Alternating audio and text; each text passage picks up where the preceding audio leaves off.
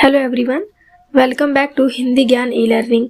अगर आप हमारे चैनल पर पहली बार आए हैं तो प्लीज़ इसे लाइक और सब्सक्राइब ज़रूर करिएगा। आज की ये वीडियो व्याकरण विभाग से है, जिसका टॉपिक है मानक वर्तनी। सबसे पहले ये जान लीजिए कि मानक वर्तनी का मतलब क्या होता है। मानक का अर्थ होता है स्टैंडर्ड, जिसको मान्य किया जाए, मापदंड, और वर्तनी का अर्थ होता है स्पेलिंग, यानी कि मात्राओं का सही उपयोग, वो है वर्तनी। सो मानक वर्तनी, स्टैंडर्ड स्पेलिंग, जो कि मान्य किए गए हैं। मानक वर्तनी का अर्थ क्या होता है। हिंदी भाषा में वर्तनी के कई रूप प्रचलित हैं। भारत सरकार द्वारा कुछ अक्षरों को अमान्य कर दिया गया है, क्योंकि इनके उच्चारण में, इनके लिखने में कुछ कठिनाइयाँ आती थी, जो कि इसके मीनिंग में दिया गया है कि हिंदी भाषा में वर्तनी के कई रूप प्रचलित हैं। अर्थात ऐसे बहुत सारे वर्ड्स हैं जिन्हें आप अपने हिसाब से लिख सकते हैं। फॉर एग्जाम्पल देखिए, लिखा है किए, ये भी है किए, बट इसमें से कौन सा सही है। ये वाला सही है, राइट हैंड साइड वाला, क्योंकि जो ये वाला है लेफ्ट हैंड साइड वाला, ये भी प्रोनाउंसिएशन में सही है, लेकिन मानक वर्तनी के रूल के हिसाब से इसे अमान्य कर दिया गया है। अगर आप ऐसा लिखते हैं तो आपका करेक्ट है, अदरवाइज आपका रॉन्ग है स्पेलिंग। तो इससे सामान्य व्यवहार में कठिनाई होती है।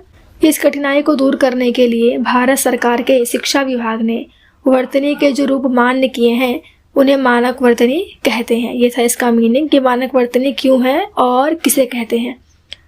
अब ऐसे कुछ वर्ण हैं, कुछ संयुक्त अक्षर हैं, जिन्हें आपको समझना होगा कि अगर आप ऐसा लिखते हैं तो आपका गलत हो जाएगा, लेकिन अगर ये लिखते हैं तो आपका सही जाएगा। अब देखिए कौन कौन से रूप अमान्य हैं।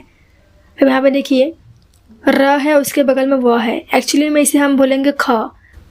पहले ऐसा लिखा जाता था, लेकिन अब ख इस तरीके से लिखा जाता है। उसके बाद है ल, ये वाला ल अब अमान्य कर दिया गया है। ये वाला जो ल है ये करेक्ट है। उसके बाद देखिए ध, उसके बाद देखिए लिखा है श, आधा क और षटकोण वाला श, लेकिन ये श गलत होगा, ये वाला छ सही है। अब अगला भी कुछ दिया गया है, संयुक्ताक्षर शब्द, ऐसे शब्द जो साथ में ही रहते हैं। जैसे यहाँ पे लिखा है ट, यहाँ पे देखिए दो ट है, जैसे खट्टा, तो खट्टा लिखते हैं आप, तो ये वाला सही होगा, लेकिन ऐसा वाला गलत हो जाएगा। उसके बाद है ठ, आधा ट और पूरा ठ, देन ढ, इसके बाद द का दिया गया है। यहाँ पे देखिए लास्ट वाला जो है आधा त और पूरा त है, लेकिन अगर आप ऐसा लिखते हैं तो इसे गलत ठहराया जाएगा, क्योंकि ये अमान्य है।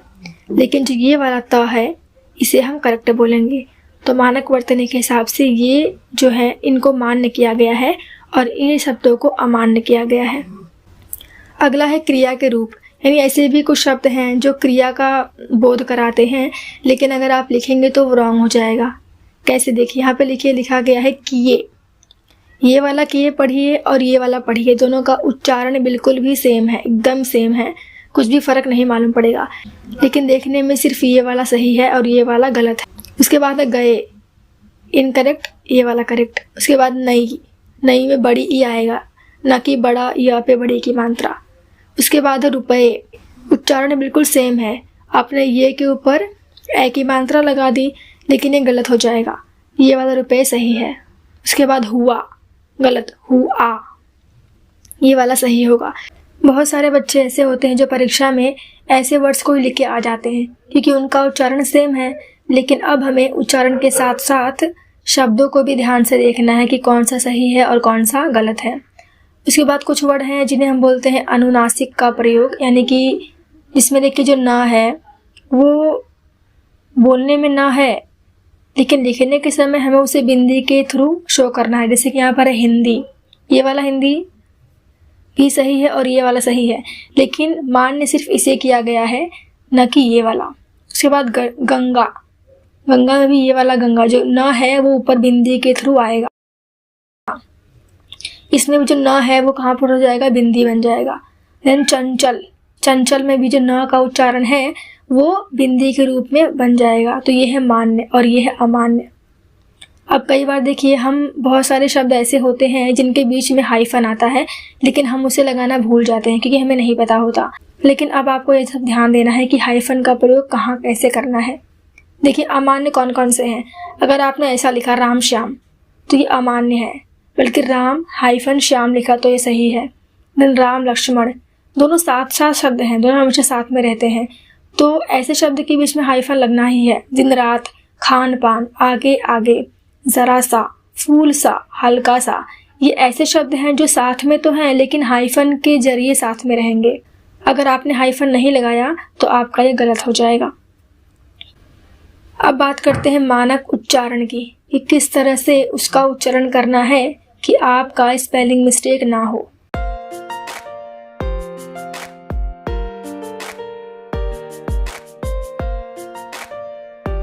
अभी इसके मीनिंग से पहले कुछ शब्द हैं जिन्हें आपको समझना है। देखिए यहाँ पर लिखा है अत्यधिक और लिखा है अत्याधिक, तो कौन सा सही है? इसमें अत्याधिक सही है, न कि अत्यधिक। देन चाहिए, आपका देखिए उच्चारण कैसा है, चाहिए न कि चाहिए। जो चीज़ें हम थोड़ा जोर लगा के बोलते हैं उनमें आ का मात्रा आता है, यानी कि बड़ा आ की मात्रा आनी ही चाहिए। और जो शब्द हम खींच कर नहीं बोलते, जल्दी से बोल देते हैं, उनमें आ का मात्रा नहीं आता। जैसे चाहिए, चाहिए, अगर मैंने बोला चाहिए यानी क्या कि मैंने थोड़ा मुंह बड़ा किया, मतलब आ का उच्चारण किया बोलने के समय, तो वहाँ पर बड़ा आएगा। लेकिन अगर मैंने बोला चाहिए यानी कि मैंने छोटा अ बोला चाहिए, तो च के बगल में आ की मात्रा नहीं आएगी। तो यहाँ पर ये वाला गलत है और ये वाला सही है। अगला शब्द है नाराज। अगर आपने बोला सही तो आप लिखेंगे भी सही, अगर आप बोलते गलत हैं तो आप लिखेंगे भी गलत। मैंने बोला नाराज, तो ना में भी आ है और रा में भी आ है, तो नाराज। लेकिन मैंने बोला नाराज, जो कि गलत है। अगला है कवि। एक्चुअली में वो कवि होता ना कि कवि। कवि जो है हम जल्दी से बोलते हैं कवि, इसीलिए वी में छोटे की मात्रा आई। लेकिन जब वही शब्द मैं खींच के बोलूँगी कवि, तो मैं लिखूँगी भी वैसा, और इस तरह से मेरा ये गलत हो जाएगा। इसीलिए आपका बोलना ही आपके लिखने में दिखाई देता है। मैंने कितना जल्दी से बोला व्यक्ति, ना कि व्यक्ति। अगर मैंने बोला व्यक्ति यानी छोटे की मात्रा, अगर मैंने बोला व्यक्ति तो बड़ी की मात्रा। अगला है बीमार। मैंने क्या बोला? बीमार, यानी कि बी पे बड़ी की मात्रा होगी और म में आ का उच्चारण होगा, तो बीमार न कि बीमार। उसी तरह से है सूर्य। मैंने क्या पढ़ा? सूर्य, यानी सू जो है उसमें बड़ी की मात्रा आएगी, सूर्य। देन ऐनक न कि ऐनक। जैसा, औजार। देखिए अगर ये लिखते हैं ना आप अवजार, तो भी प्रोनाउंसिएशन सही हो रहा है, लेकिन लिखने का तरीका एक्चुअली ये वाला सही है। देन बहुत। अब ये जो बहुत शब्द है इसमें तो 50% से ज़्यादा बच्चे मिस्टेक करते हैं और लिख के आ जाते हैं बहुत, जो कि एक्चुअली में होता है बहुत, न कि बहुत। ये था मात्राओं की अशुद्धियाँ। अब बात करते हैं पंचमाक्षर की अशुद्धियाँ, यानी कि जो हम चंद्रबिंदु जिन्हें कहते हैं या फिर जो बिंदी आती है ऊपर, उन्हें कहते हैं पंचमाक्षर। तो उनमें कौन सी हम मिस्टेक कर देते हैं? अब पहला है माजना, माँ जना। अब देखिए माँ में मैंने ना का उच्चारण किया तो उसमें चंद्रबिंदु ऊपर जाएगा, न कि आप ना लिखो, ये गलत हो जाएगा, मांजना। उसके बाद है कंठ। कंठ में ये वाला ना आएगा, ना कि ये वाला। अगला है शंख। शंख में ना तो आया लेकिन उसका कुछ मतलब वो ना सुनाई नहीं दिया क्लियरली, जल्दी से सुनाई दे रहा है शंख, यानी कि जो श के बाद ना आएगा वो ऊपर बिंदी के थ्रू आएगा, शंख। देन चांद। चांद में भी जो चंद्र बिंदु है वो ऊपर जाता है। देन कंगन, न कि कंगन। इसका भी प्रोनाउंसिएशन सेम ही है लेकिन ये गलत है। देन सन्यासी। सन्यासी, तो स के ऊपर भी बिंदी और उसके बाद आधा न, सन्यासी, और सी में बड़ी की मात्रा। यह है पंचमाक्षर। अगला है अक्षरों की अशुद्धि। ये बहुत इंपॉर्टेंट है। शब्द है वाणी, बट हम बोल देते हैं बाणी। अब ये मिस्टेक इसलिए होता है क्योंकि जो हम अपने डे टू डे लाइफ में हिंदी बोलते हैं उसमें किए गए मिस्टेक की भरपाई हमें यहाँ करनी पड़ती है। अब इसे बहुत लोग बोलते हैं बहन, ये मेरी बहन है, तो बहन में ब है और ना हो गया, लेकिन एक्चुअली में क्या होता है? करेक्ट हिंदी क्या है? बहन। इसके बाद है बहुत। है सही बहुत, लेकिन हम बोलते क्या है? बहुत, क्योंकि हम अपनी जो रेगुलर हिंदी है उनमें हम गलत प्रोनाउंसिएशन कर देते हैं और इसी के लिए लिखावट में भी हमसे गलती हो जाती है। यहाँ पर देखिए लिखा है वाणी, बट ऐसे बहुत से लोग हैं जो बाणी बोलते हैं, लेकिन सही क्या है? वाणी। उसके बाद है व्रत।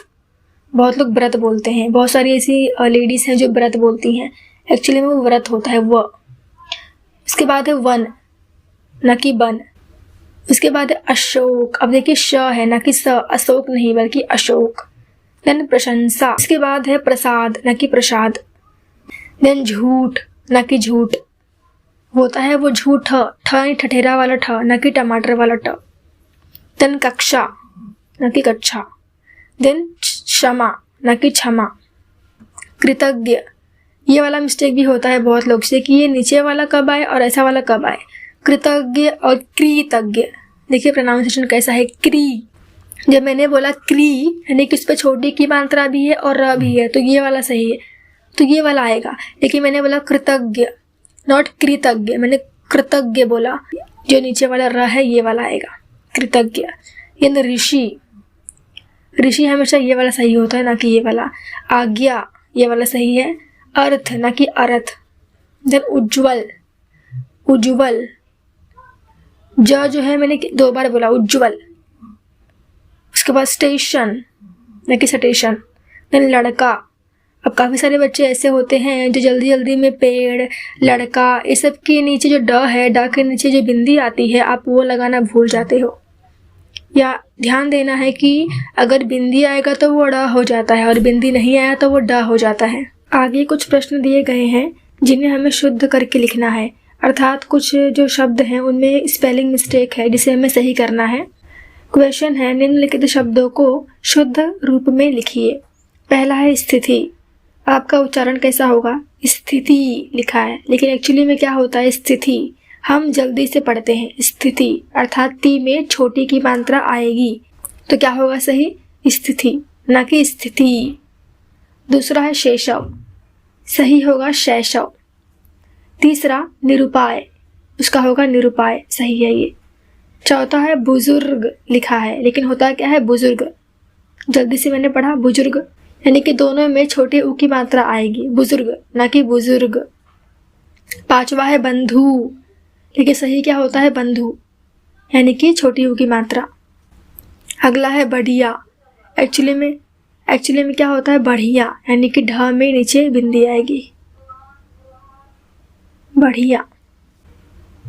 उसके बाद है दूसरा प्रश्न, लहूलुहान लिखा है लहूलुहान, बट एक्चुअली में क्या होता है लहूलुहान, यानी हु में बड़ी की मात्रा लहूलुहान होता है। तीसरा है गुलदस्ता, एक्चुअली में क्या होता है गुलदस्ता, दस्ता की दस्ता। तीसरा प्राचीन, मैंने क्या बोला प्राचीन, यानी कि ची में बड़ी की मात्रा होगी, प्राचीन। अगला है कुष्ठ रोग, यहाँ पे कुष्ठ रोग है लेकिन एक्चुअली में होता है कुष्ठ रोग। नेक्स्ट है औषधालय, एक्चुअली में क्या होता है औषधालय, यानी औ आएगा। छठा है अभिभूत, बट करेक्ट होगा अभिभूत, यानी भी में छोटी की मात्रा आएगी। प्रश्न तीसरे में पहला है अध्ययन, न कि अध्ययन नहीं अध्ययन, यानी कि डबल य होगा अध्ययन। दूसरा ईसाई, बट क्या होता है एक्चुअली में ईसाई, बड़ी ई आती है ईसाई। थर्ड है बाल्यावस्था, क्या दिया गया है बाल्यावस्था, बाल्य अवस्था नहीं होता बाल्यावस्था होता है, यानी या के बगल में एक मात्रा आएगी। चौथा है सांप, सब सही है लेकिन चंद्रबिंदु आएगा सांप। उसके बाद है पूंछ, सब सही है लेकिन क्या आएगा चंद्रबिंदु पूंछ। उसके बाद है विद्या, ये विद्या जो है वो करेक्ट होता था पहले, लेकिन अब मानक वर्तनी के रूल के हिसाब से ये गलत होगा, सही क्या होगा विद्या। उसी तरह कारशापण में षटकोण वाला श आएगा। उसके बाद ऊद बिलाव, तो ऊद बिलाव होता है यानी बड़ा ऊ। तरकीब गलत, तरकीब की जो है वो बड़ी होगी तरकीब। बौखलाना गलत, बौखलाना, बौ यानी औ की मात्रा आएगी बो में। देन उत्पीड़न गलत, उत्पीड़न पी यानी बड़ी की मात्रा आएगी। इसी तरह बहुत सारे शब्द हैं। अगला जो प्रश्न है वो वर्तनी के मानक नियमों के अनुसार लिखिए। अगेन इसमें भी कुछ मिस्टेक है, हमें सही करना है। यहाँ पे लिखा है देशभक्ति, क्या ये सही है? उच्चारण तो सही है लेकिन स्पेलिंग गलत है, षटकोण वाला श नहीं आएगा, शरबत वाला श आएगा, देशभक्ति। लिखा है लीजिए, बिल्कुल सही है बोलने में, लेकिन जो ये है ऐसा नहीं आएगा बल्कि ऐ आएगा, लीजिए। विद्यार्थी, इसमें ये गलत है, विद्यार्थी होगा। चिंता, प्रोनाउंसिएशन सही है लेकिन जो न है वो बिंदी के तौर पर आ जाएगा, चिंता। देन बचवा, गलत, बच्चा। गांव में भी बचवा बोला जाता है बच्चे लोग को। छठा है अभेद, गलत, अभेद्य। इसके बाद है विश्वास, गलत, आधा श आएगा। देन व्यक्ति, देखिए ये पहले लिखा जाता था ऐसा, त को सिर्फ ऐसा लिखा जाता था, लेकिन अब त को दिखाया जाता है, व्यक्ति। इसके बाद विद्यालय, कहीं कहीं बार आपने देखा होगा ऐसा लिखा होता है, बट ये गलत है, मानक वर्तनी के हिसाब से ये सही होगा। देन चाहिए, तो चाहिए, ये वाला ये नहीं बल्कि ए वाला आएगा। देन टुकड़े टुकड़े, देखिए डा के नीचे बिंदी नहीं है, कोई, ई आएगा, ई। अगला जो प्रश्न है वह सूचना के अनुसार कृतियाँ कीजिए। अब इसमें ऐसा प्रश्न है, एग्जाम में आता है, आपको 4 शब्द दिए जाएंगे, उसमें से जो सही होगा वही आपको बाहर लिखना है। बताइए इसमें से क्या सही हो सकता है। दूसरा वाला सही है, अद्वितीय। तीसरा, सेकंड वाले में क्या सही है, अंगूठी। लास्ट वाला सही है। तो इसके बाद है मस्तिष्क, तो मस्तिष्क में जो पहला वाला है वो सही है। चौथा है सम्मुख, तो कौन सा सही होगा, फर्स्ट, सेकंड वाला सही है, सम्मुख।